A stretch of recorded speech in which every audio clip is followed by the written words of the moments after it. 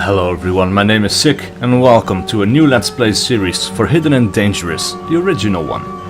I'm playing the deluxe version right now, but after the re-release of Hidden and Dangerous 1 and 2 on GOG.com, I just had to get back into this. It's been ages since I played Hidden and Dangerous, but it is one of the first games that I've ever played after the DOS era. So once we upgraded to a new computer, literally the first shooter games that I played were the original Rainbow Six and this game.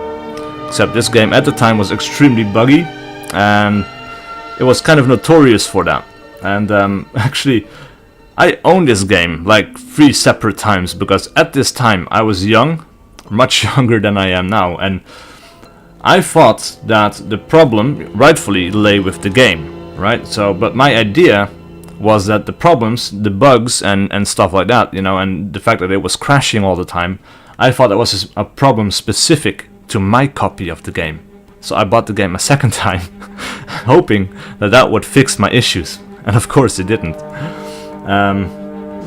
But years passed, eventually the deluxe edition came out, and I bought that one as well, and that one worked without a problem. So that was the time when I really got into Hidden and Dangerous. Before that I just mostly played the original Rainbow Six. Oh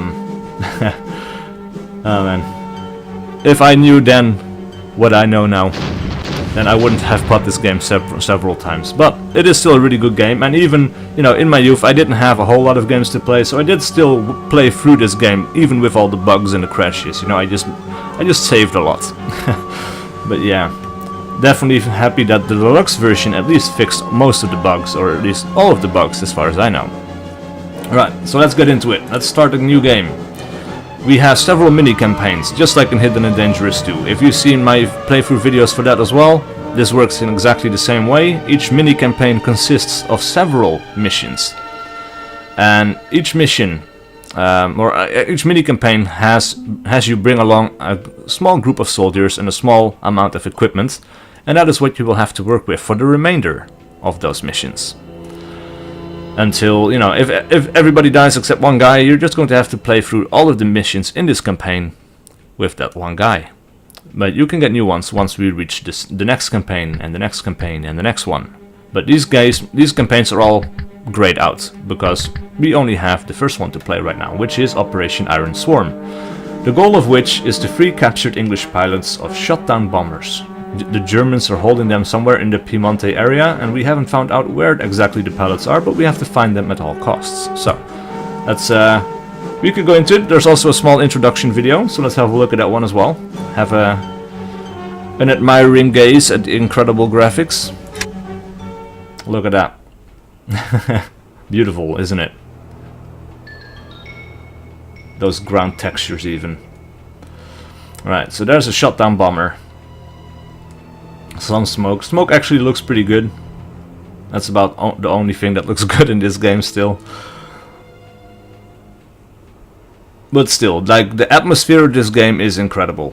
It has a really, really good atmosphere that just kind of sucks you into the game world for some reason. I don't know exactly how or why, like I can't really put my finger on it, but it's true. Right, so that was it for the cutscene. Nothing really special going on there. Let's press OK and have a look. So these are the 4 missions that we can play in this campaign. The first one is Mission Amber Arrow in Italy. I'm not sure how good our job is going to be, but we are to meet with our Italian friends on the right riverbank in a deserted quarry. Alright. Next bit. So now we get to select which guys we want to take along. So each one has a backstory as well as several statistics. So they have shooting, reaction time, stealth, strength and endurance. And I think I found a pretty good guy. Oh yeah, Anthony I. Switcher. So this guy is a pretty good sniper by the looks of it, because his shooting is 80%, his reaction time is 90%, stealth is at 100, his strength and endurance though are pretty subpar. So this guy is best served as a turret. You just want to put him on a mountaintop somewhere with a sniper rifle and not have him move too much. But once he's in position, he should be pretty damn good at covering your back. So let's add this guy. But we can also have the computer do this for us. We don't have to manually go through all of these guys. So we can also press this button right there. And the computer will automatically select a group of guys that it thinks will be good for us. Also, something that's pretty cool is I think these profile pictures actually match with the character in-game, but I'm not entirely sure. We're going to have to check that out. Right, next up is the gear that we want to bring along, and again, we can just press auto setup, and the computer will select everything that we will need for this mini-campaign. Of course, we can still add on to it. There is a bar at the bottom of the screen there that slowly fills up. It's now at 73%, and this is representative of all of these guys' combined carry weight. So, what do we want to do? We have 4 pistols, yeah, that's pretty good. We have Sten guns, 4 of them. Maybe we need some more ammo, so we can manually add some more ammo. We have some sniper rifles, maybe add some more ammo for that one. The Bren gun, maybe add some more ammo for that one. We still have the capacity to add these things on. So we also have a bazooka with 2 rounds. I think we might need a few more, because that's a lot of missed shots otherwise. That we, well, that's not a lot of missed shots, but that's the potential that we're going to miss some shots. And with only 2 rounds, that is a pretty bad idea. So let's add some more anti-personnel mines as well. We have a regular anti-infantry mine and an anti-tank mine. Let's add some time bombs. Ah, we're at 99%, alright. So now we're at full capacity. Let's continue on. And I think this will take us into the briefing. Primary goal, to reach the meeting point with resistance fighters. This is one of the last remaining bridges left intact in this area. The degree of its protection reflects this fact. 2 men patrols are guarding the bridge day and night. Besides this, there are guard houses at each end of the bridge, certainly housing reserve troops. The mission starts here. Our task is to cross the bridge undetected and to reach the opposite riverbank. The mission ends by meeting with the resistance fighters and our departure. Alright, so a very simple mission, but of course the Germans are going to make it a little bit harder for us than we might expect. Alright, so I'm going to want to take this guy along because he is a good sniper. And actually, let's have the computer auto set this up for us automatically. Right, so I think they usually automatically have like the first 2 guys with SMGs, the 3rd guy with a sniper rifle, and then the 4th guy with a machine gun. However, I don't want this guy to be the sniper, so I'm going to move this rifle and I'm going to give him a Sten gun. Add some ammo on top. This guy is going to get rid of his Sten gun and add the Enfield sniper rifle. Add some more ammo to that. Let's also take a pistol, something as a backup. These guys should be okay. This guy could use a bit more ammo, however. Let's add some ammo. Same for the machine gunner. 120 is not a lot of rounds. And also this guy should probably take along a Colt pistol as well. Right, so we have a knife, we have a grenade, we have the machine gun. All of that looks pretty good. So, let's continue on to the mission. Of course, the really good thing about really old games like this is that you can go into the game very, very quickly. This was literally in under a second. Right, so we're in the game, and right now we're 3rd person, but as you can see, this is impossible to aim. So we are going to have to go to 1st person. And the way we do that is by pressing the minus or equal key on the keyboard. And then we go into 1st person like so. And now this is not Iron Sight view. This is the 1st person view. And if you can see this, I can switch over to my 2nd guy in the group, for example. This guy is also in his iron sights. The 3rd guy as well. And the 4th guy, well, he is not, but that is because he is carrying the machine gun. And he can only shoot this lying down. So, I can move around with this, and this is where part of the awkward controls come in. Like, if you watched the announcement video I made for the re-release of these games, I talked about how the controls for this game were fairly awkward. And that is very, very much true. Alright, so this guy needs to follow me, and we can do that with several controls. So we have the insert, delete, home, and page up and page down keys, and those are the keys that you use to give these guys orders. If I press home, I give the follow me command, and these guys will actually follow me now. Alright, so we have our guys, and actually the most interesting face of these guys is the sniper, and he is still up ahead somewhere. So let's find our sniper and see if his face actually corresponds with the profile picture that he had. That will be interesting. Please have a mustache. Well, he does have a mustache. It's not quite his profile picture though, but it's pretty close. Lots of mustaches, however. Englishmen with stiff upper lips and all that. Alright. Let's have this guy follow me as well. Let's move towards the bridge. Alright, so we have 3 stances in this game as well, and you can go through those by using the mouse wheel by scrolling it up and down. So if I scroll down, I go into crouch. If I scroll further down, I go into prone. If I scroll down again, I will go back to standing up. So you can basically cycle up and down in that manner. We will always be in iron sights, however, and if we go into crouched, you can see that, well, it makes walking and shooting at targets pretty damn hard. So if you want to walk and engage the enemy, you're going to have to do that standing up, and that way it's a little bit more controllable. There's still going to be some sway, but yeah, it feels kind of weird. It takes some time getting used to this setup, for sure. Alright, so I'm going to have all of these guys stop here for a second. And what's pretty interesting is that if I look somewhere, these guys will automatically kind of look around as well. So let's have a look. Let's zoom out a little bit. Look, I'm looking over this direction. These guys are automatically switching around as well to cover all the angles. So that is pretty damn cool, and that's not something I've seen any AI ever do, I think. So that is pretty damn cool. So these guys, like I said, they're going to end here for a bit. Stop! Alright, so these guys are all stopped now. Let's bring this guy up behind cover. Our sniper needs to move up as well, because we are in position of the bridge. And actually, I think I just rolled over to the side. That is something that is in hidden nature as well. So let me give that a try. Oh yeah, there we go. So that is, if you hold down shift and then press A or D, you can actually roll either side.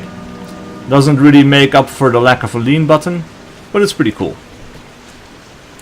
Right, so our sniper needs to be in the rear here for a second there. Let's have him go prone. I saw a German patrol walking around, so we're going to have to deal with him. If I hold down the right mouse button, we can zoom in. If I move the mouse forward. Oh, crap! Oh, crap! Crap! All right, there we go. Oh, just in the back there. So the sound of our shots, they alerted the guys in the guardhouse over here. And luckily we were able to deal with them before they did any real damage. But these guys, they're kind of pre-programmed to go a certain way. And the first guy is behind cover over here, so he's actually in a really good position. The other guy, I think, is pre-programmed to go towards behind those logs over there. And he's in a pretty damn good position as well from there. So it's very interesting. You know, there's a bit of scripting going on in these missions. Let's have our sniper move up a little bit.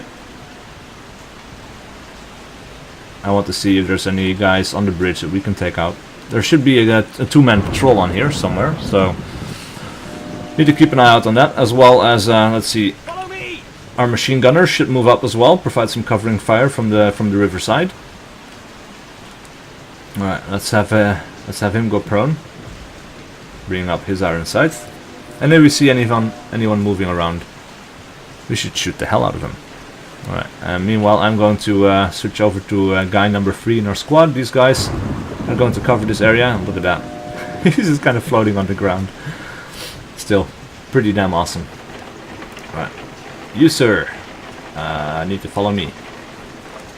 I think. Yeah, everybody else is out of range, so that's good. Our guys with the machine guns, or the submachine guns actually, can move forward. Alright, this guy actually had a sniper rifle. He got shot in the back, which is good. Also, I think if I press enter now... No. Okay, so that wasn't quite what I was hoping for. I was hoping to get into the inventory of this German. Oh. Ooh. Oh, crap. I was not shooting there.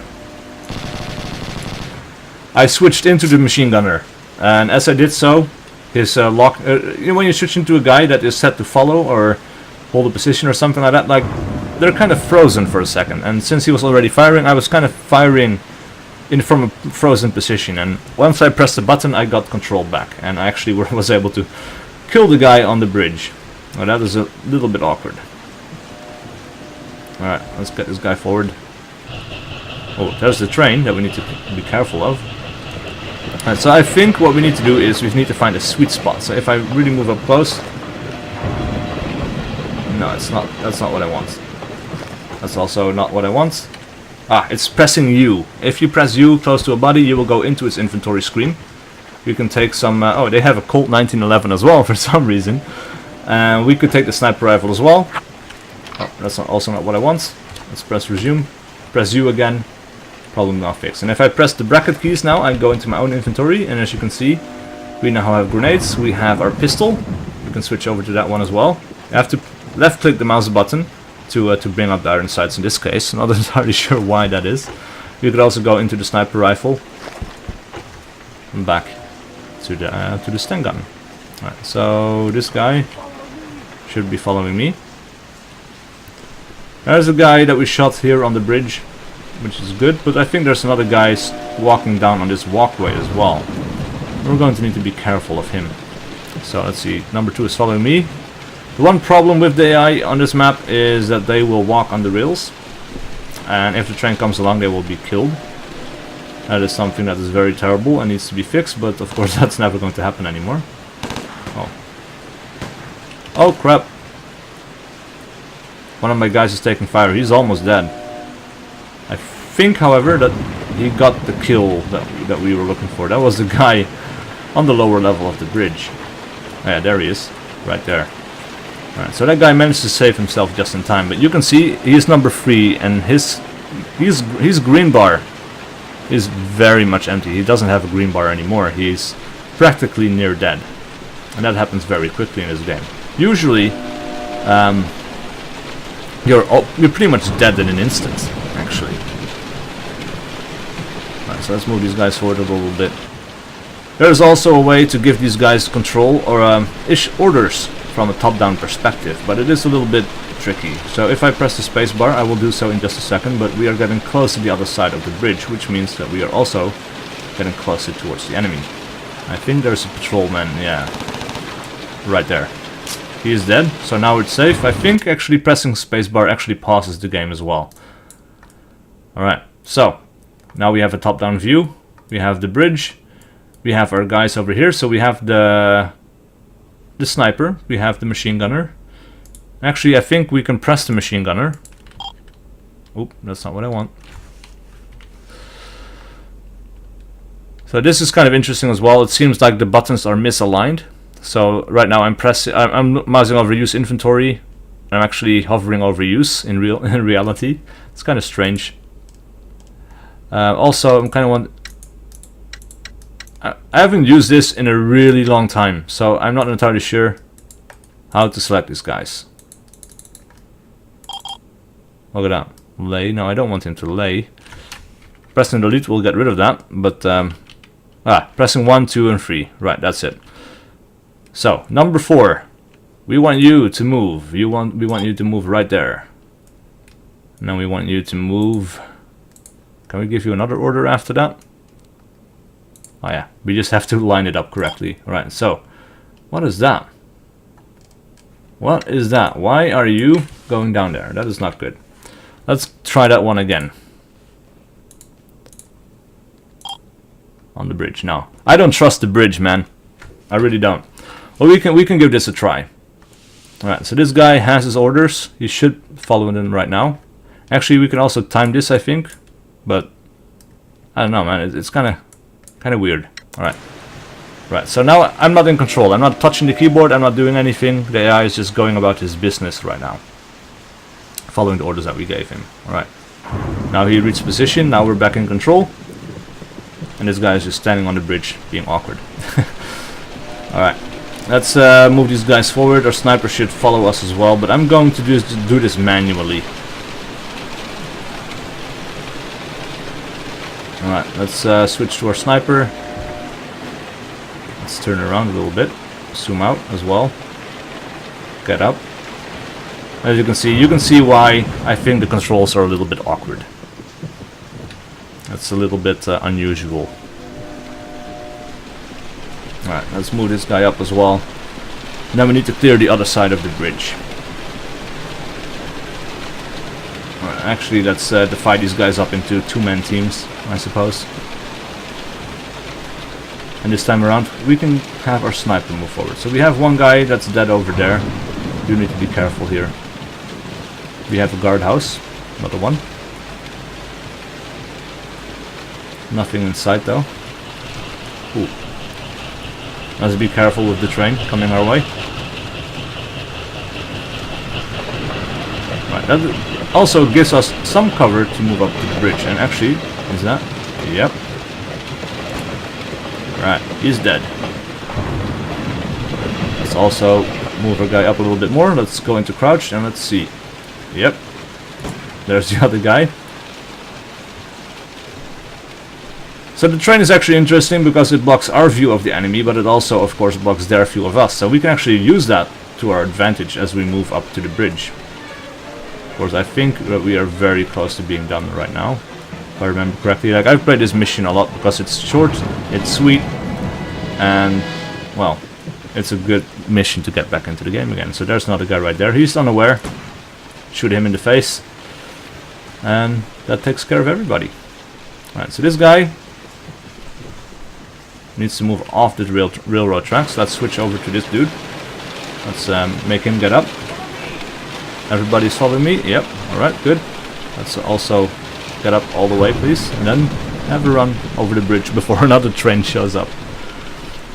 Because the AI is really piss poor in this. You know, like, their pathfinding is pretty bad. Their means of like, where is this guy going? I'm not in control right now. I think he's going the wrong way. Yeah, he is. Probably the other guy as well then. Oh, fuck. Yeah. Talk about piss poor AI pathfinding. Jesus Christ. That guy almost ran off the bridge. You cannot trust AI to cross this bridge on their own. You kind of have to manually move them one by one. A little bit of a chore, but this is really the only mission, as far as I can remember, that really suffers from this issue. Usually all the other maps, they're a little bit easier for the AI to navigate.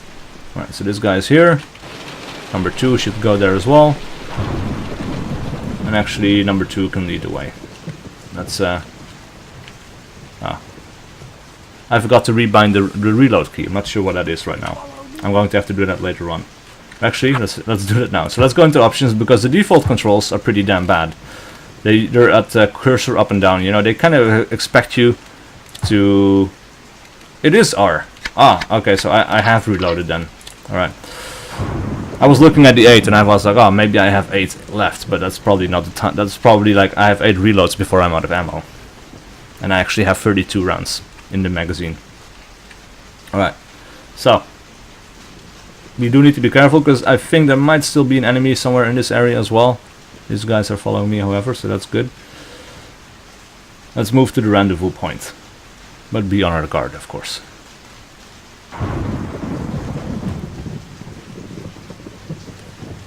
There's also this little bit of a weird feeling, like sometimes if you turn around, there's like a small delay that makes it kind of hard to, you know, snap shoot things. And that is something that definitely is different feeling in modern shooters. So if you go back into this game, it feels kind of off. You know, it kind of feels weird. But yeah, it's just something you have to get used to. Let's wait for our guys to join up. There we go. Reach the meeting point with resistance fighters completed. Look at these guys just covering all the angles still. So cool. Alright, so we spent 82 rounds. 22 of those hit, and we killed 9 enemies in doing so. Alright, so much for the debriefing. Let's press OK. Next mission will be Mission Heart of Bell, but that was of course going to be for another video if you want to see that. So please leave a like and a comment below if you want to see more content like this, and I'll see you guys for whatever video I do next.